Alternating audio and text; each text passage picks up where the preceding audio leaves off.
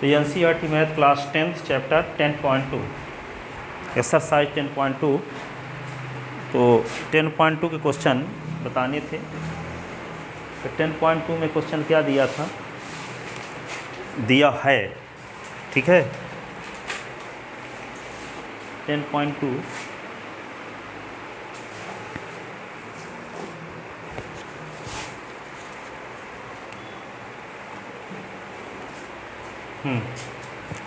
10.2 कौन number question तक बता दिए थे? 2 नंबर तक बताए थे, है ना। अब तीसरा देखो 10.2 का तीसरा सवाल, ठीक है। क्या लिखा है? ये एक सर्किल बना हुआ, सुनो, ये सर्किल है और इस सर्किल के एक्सटर्नल पॉइंट P से, ये एक्सटर्नल पॉइंट है P से इस सर्किल पर ये जो टेंजेंट है इसका नाम क्या है? एक का नाम PA रख दिए, दूसरे का नाम PB है। और इस सर्किल का सेंटर O है, ठीक है। और ये 80 डिग्री का एंगल यहाँ बनता है। तो आपको कहता है कि एंगल POA का measurement,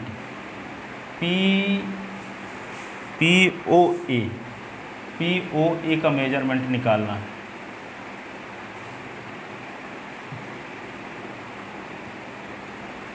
POA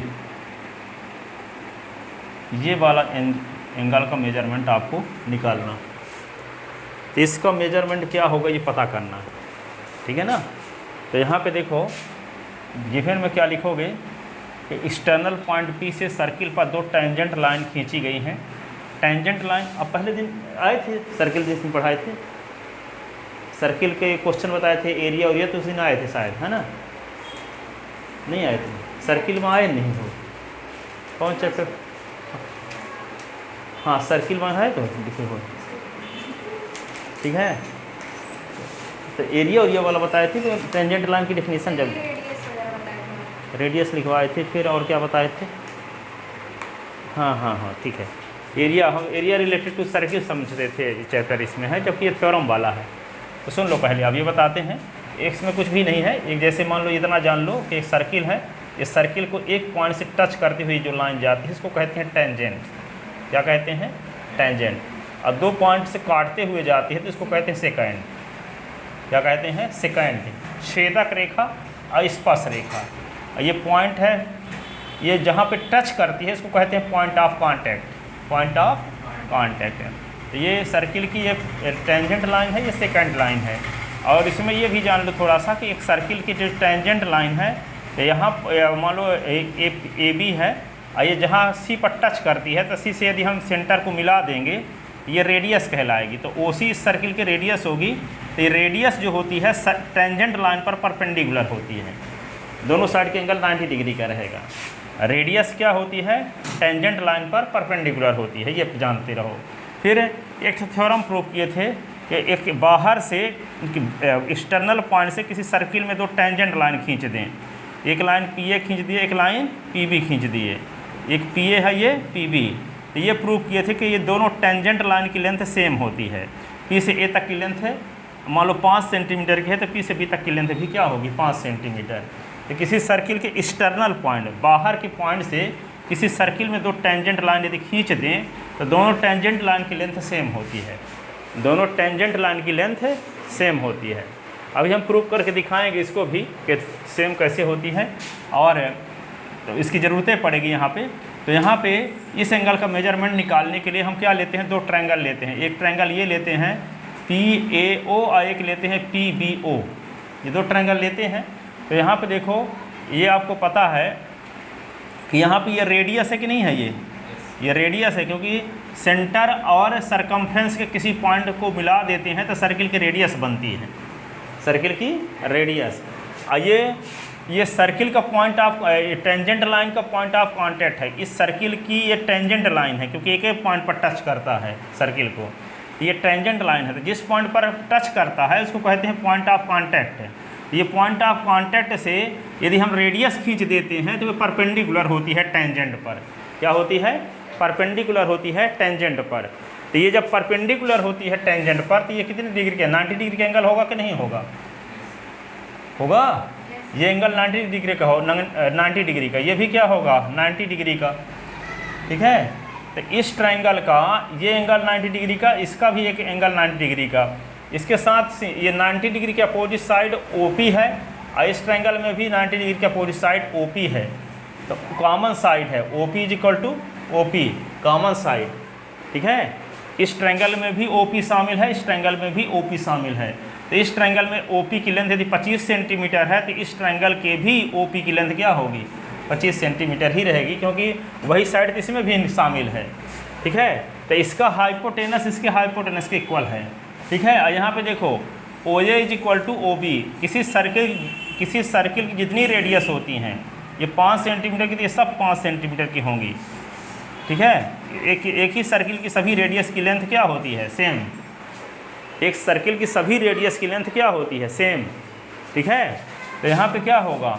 OA is equal to OB, radii of same circle, एक ही सर्किल की रेडियस है।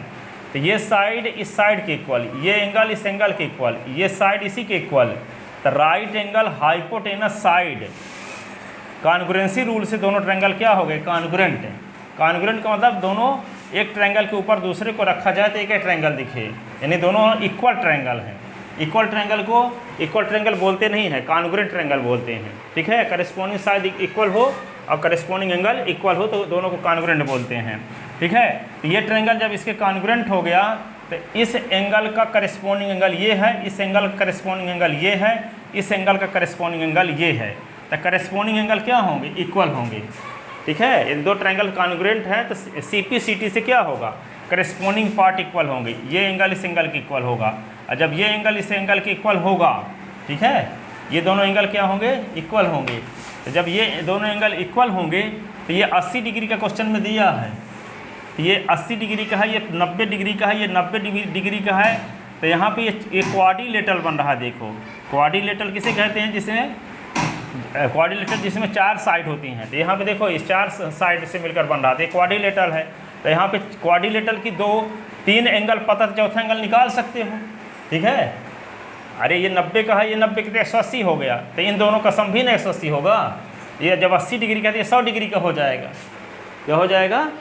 क्योंकि इन दोनों का सम जब 180 है तो इन दोनों का सम भी 180 होना चाहिए, तभी ना 360 हो पाएगा चारों एंगल का सम। ठीक है, तो 80 में क्या जोड़ दें कि 180 आ जाए? 100। तो ये डिग्री का मेजरमेंट, इस एंगल का मेजरमेंट क्या हुआ? 100। लेकिन ये दोनों एंगल इक्वल हैं, तो ये एंगल कितने कितने डिग्री के होंगे? 50-50 के। क्या होंगे?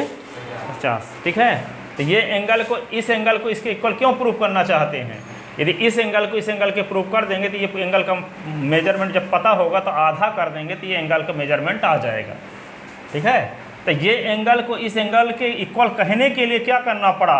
इन दोनों ट्रायंगल को कॉन्ग्रुएंट प्रूव करना पड़ा। किससे? RHS से।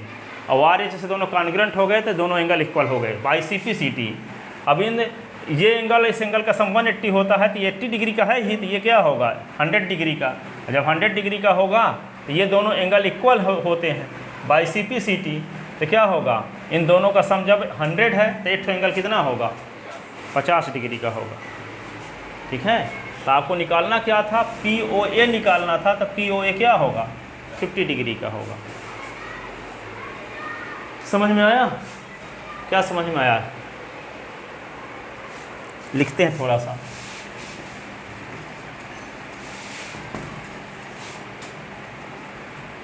क्वेश्चन नंबर 3 है given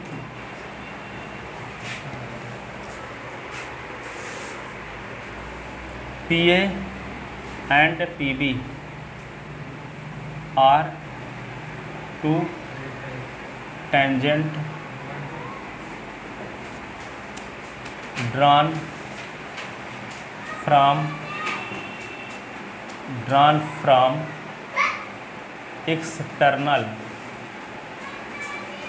external point P upon the circle COR COR ये सर्किल है जिसका सेंटर ऊपर है।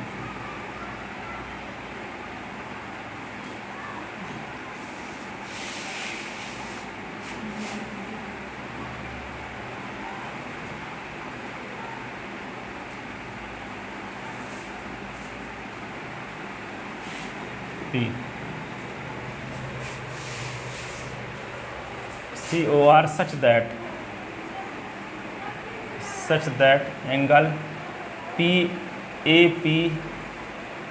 APB बराबर 80 डिग्री, APB बराबर 80 डिग्री। देन यहाँ लिखोगे टू फाइंड एंगल POA का मेजरमेंट निकालना है, POA का मेजरमेंट निकालना है, टू फाइंड। तो क्या लिखोगे, इन ट्रायंगल PAO कंस्ट्रक्शन क्या लिखेंगे, join PO OA OB and PO construction, join OA OP OB and OP। Proof में क्या लिखोगे, in triangle PAO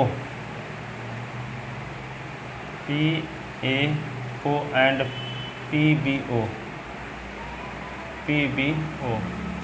PAO and PBO। तो क्या लिखोगे, सबसे पहले एंगल PAO बराबर angle PBO each 90 degree, because radius is perpendicular to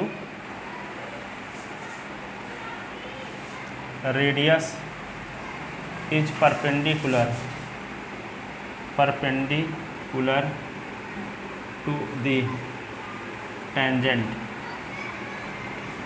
radius क्या होती है, टेंजेंट पर परपेंडिकुलर होती है। अब यहाँ पे क्या लिखोगे, OP बराबर OP common side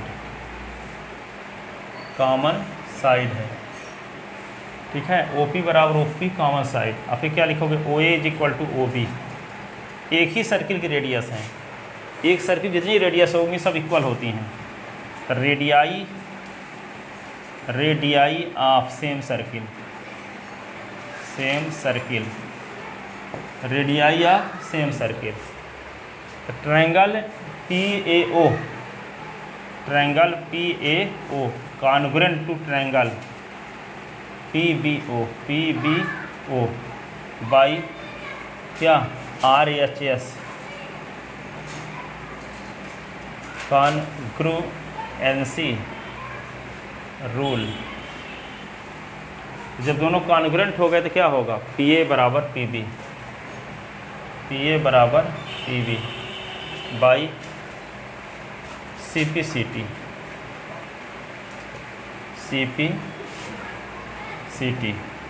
corresponding part of congruent triangle.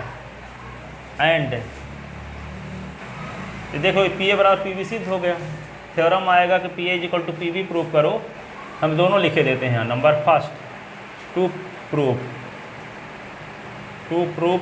PA is equal to PB and to find angle POA। तो PA is equal to PB आएगा तो इतना एंड तक लिखना, ठीक है ना। आप देखो एंड ये एंगल इस एंगल के इक्वल हो जाएगा। And angle POA is equal to angle POB by CP/CT। ये दोनों इक्वल हो गए, ठीक है। ये एंगल आपको पता है ना। In quadrilateral PAOB in quadrilateral PAOB angle P plus angle A plus angle O plus angle B is equal to 360। Angle P 80 है, आपको पता है, ये क्वेश्चन में दिया है। एंगल A 90 डिग्री का है। एंगल O पता ही नहीं है, एंगल O का पूरा नाम है AOB, एंगल भी 90 डिग्री है, A 360, ठीक है। तो यहाँ पे एंगल AOB तो 360 माइनस 90 माइनस 90 माइनस 80, ठीक है। तो एंगल AOB 90 90 180, 360 से 180 निकला, तो 180 बचेगा माइनस 80। तो एंगल AOB बराबर क्या आ गया, 100, ठीक है। इसका मतलब AOB को क्या लिख सकते हो आप, एंगल PO, ये निकालना क्या था आपको, POA, तो AOB POA प्लस इसको लिख सकते हैं POB बराबर 100 आ गया। इसी एंगल को हम दोनों एंगल के सम के रूप में नहीं लिख सकते, अब ये दोनों एंगल इक्वल ना हैं, तो POA और प्लस एंगल POA लिख सकते हैं। तो क्या होगा, 2 इंटू एंगल POA बराबर 1, ये 100 ना, 100, तो यहाँ पे क्या होगा, ये 100, तो इसको क्या लिख सकते हैं, एंगल POA बराबर 100/2, तो कट जाएगा तो 50, एंगल POA बराबर क्या होगा, 50 डिग्री। तो ये 50 डिग्री का होगा, ये भी क्या होगा, 50 डिग्री का, 50 डिग्री का।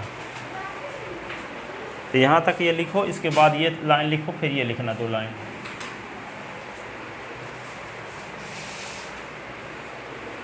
ठीक है, अगला क्वेश्चन देखो, लिख लिया क्या, इसको लिखो जल्दी से आप। ये इन क्वाड्रिलेटरल का साइन है, ये 4 साइड क्वाड्रिलेटरल।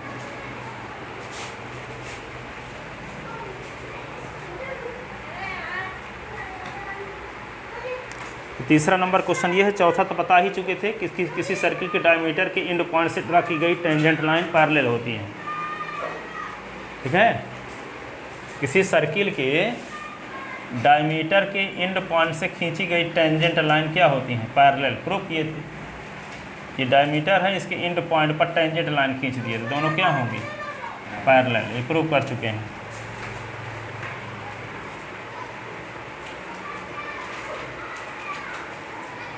अब ये कहता अगला क्वेश्चन ये है,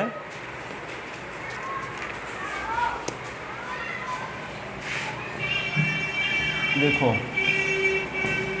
क्वेश्चन नंबर 5, क्वेश्चन नंबर 5 देखो,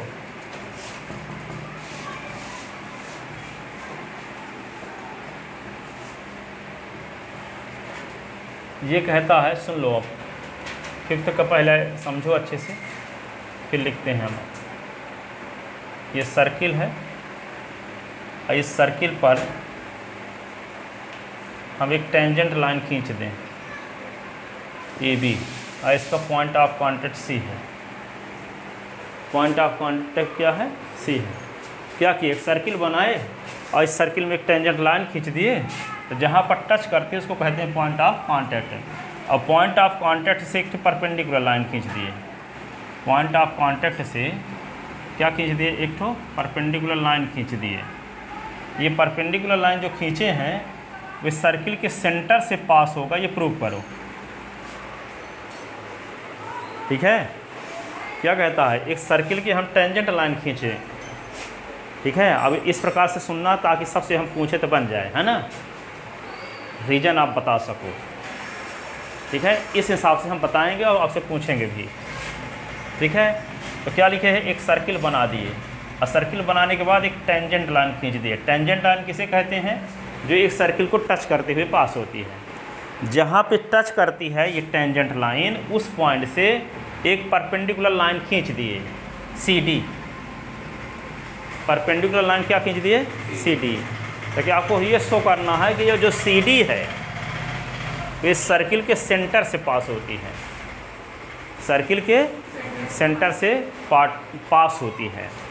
इसके लिए हम एक सर्किल में एक पॉइंट ई लिए अपने से एक पॉइंट क्या लिए, ई को सी से और डी से मिला दिए, ठीक है, ई को सी और डी से मिला दिए। अब देखो एक थ्योरम ये है कि एंगल ए सी डी इसका मेजरमेंट इस एंगल के इक्वल होता है, एक थ्योरम है, इसको कहते हैं alternate segment theorem, alternate segment theorem, ठीक है। तो अल्टरनेट सेगमेंट थ्योरम से ये एंगल इस एंगल के इक्वल होता है, alternate segment theorem, segment theorem पहले प्रूफ भी था जब एमपी बोर्ड वाली किताब लगती थी, अब एमपी बोर्ड वाली नहीं लगती थी, सिर्फ स्टेटमेंट रह गया, ठीक है, इसको प्रूफ नहीं करते हैं, इसका स्टेटमेंट जानते रहो, ठीक है। कि ये एंगल जो है, जैसे मान लो यहाँ पे कोई साइड है तो यहाँ पे टेंजेंट लाइन खींच दिए, तो ये एंगल जो होगा इसमें कोई पॉइंट इधर लिए जाएं तो इस एंगल की इक्वल होगा ये एंगल, कंस्ट्रक्शन में भी इसकी ज़रूरत पड़ेगी, ठीक है। अब ये लाइन को हम क्या किए, ऐसे ना करके परपेंडिकुलर खींच दिए, तो ये वाला एंगल क्या होगा, इधर जो एंगल बनेगा उसके इक्वल होगा, और इधर वाला एंगल इधर जो एंगल बनेगा उसके इक्वल होगा। ये कहना चाहते हैं कि जैसे हम पॉइंट हम ई लिए हैं, तो ई पॉइंट लिए हैं तो ये वाला एंगल इस एंगल के इक्वल होगा, यदि ई पॉइंट यहाँ लिए होते तो ये वाला एंगल इस एंगल के इक्वल होता, अल्टरनेट सेगमेंट थ्योरम से। तो जैसे देखो, तो ये एंगल इस एंगल के इक्वल हुआ, तो ये एंगल तो कन्फर्म पता है कि जब परपेंडिकुलर लाइन ये पहले से खींची गई है तो ये 90 डिग्री को होप करेगी, तो ये एंगल 90 डिग्री का होगा, तो ये एंगल भी क्या होगा 90 डिग्री से। अब ये 90 डिग्री का ये एंगल हो गया, तो यहाँ पे ये जो CD लाइन है वे क्या हो गई, डायमीटर, CD लाइन क्या हो गई, डायमीटर। या कि आप पिछले साल पढ़े थे 9th क्लास में कि angle of semi circle is 90 degree, angle of semi circle is 90 degree. तो यहाँ पे सेमी सर्कल में 90 डिग्री को बनाने वाला जो आर्क होता है वो सेमी सर्कल होता है।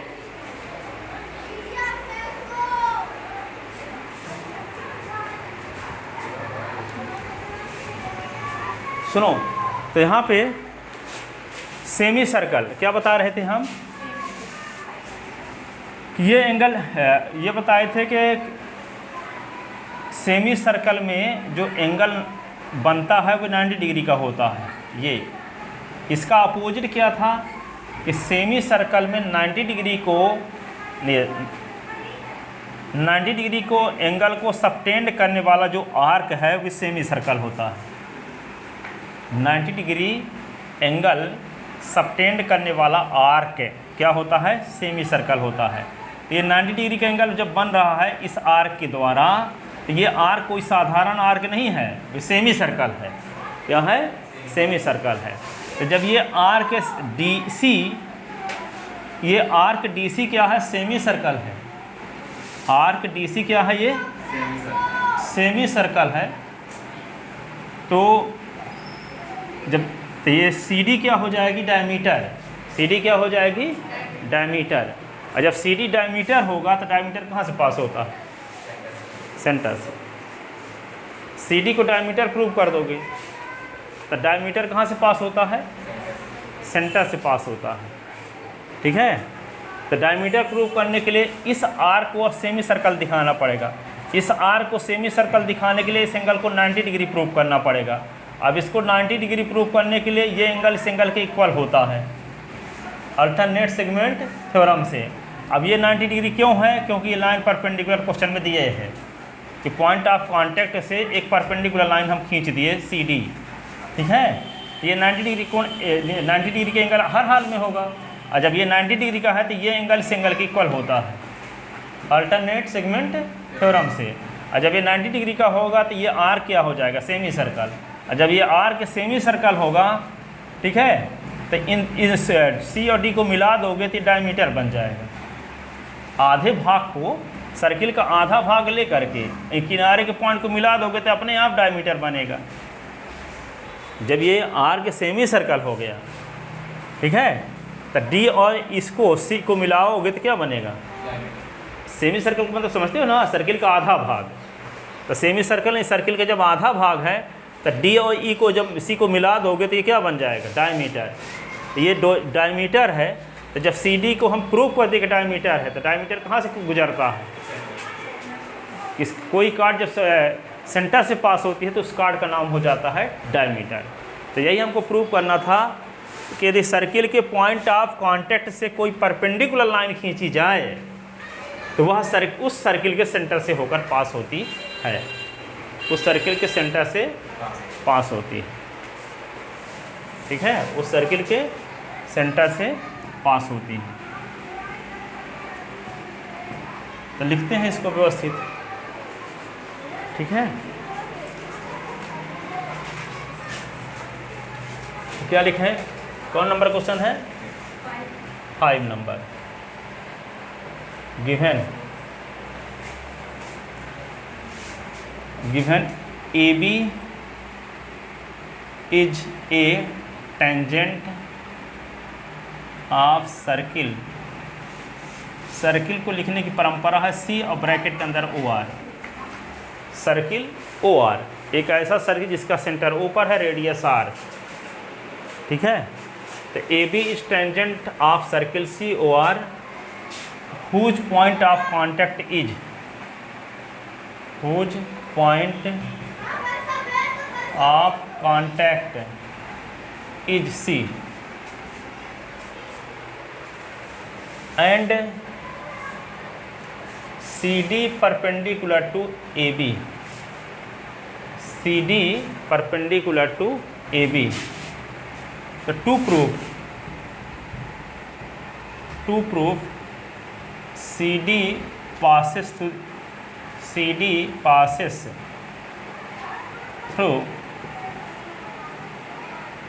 the center of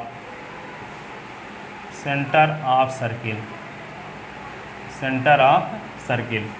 To prove CD is या CD passes through the center of circle, ये टू प्रूफ हुआ, ये गिवन, ठीक है। तो यहाँ पे क्या लिखोगे? प्रूफ में क्या लिखोगे? Since CD perpendicular to AB, therefore angle ACD बराबर क्या होगा? 90 degree.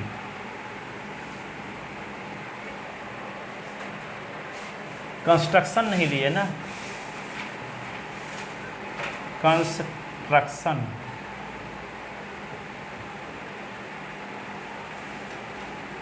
Take a point E on the circle and join DE and CE, join CE and DE, ऐसे। Take a point E on the circle and join CE and DE. Prove since CD perpendicular to AB, therefore angle ACD, angle ये ना है AC, ACD is equal to 90, but angle ACD is equal to angle CEF, angle CED by alternate segment theorem,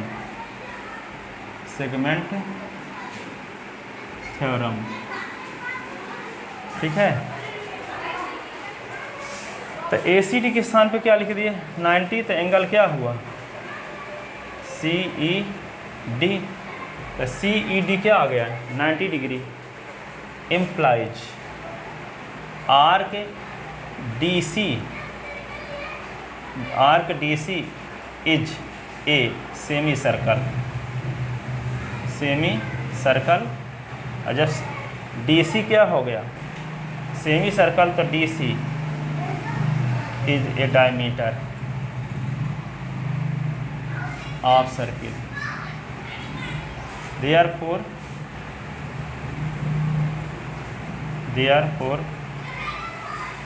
it is passes through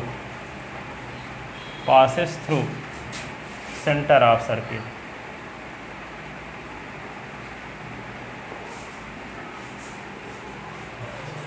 therefore it is passes through center of circuit।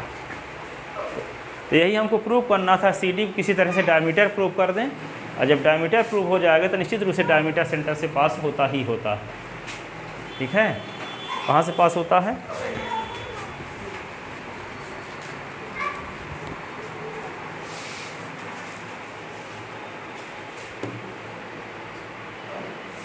ठीक है, जाओ।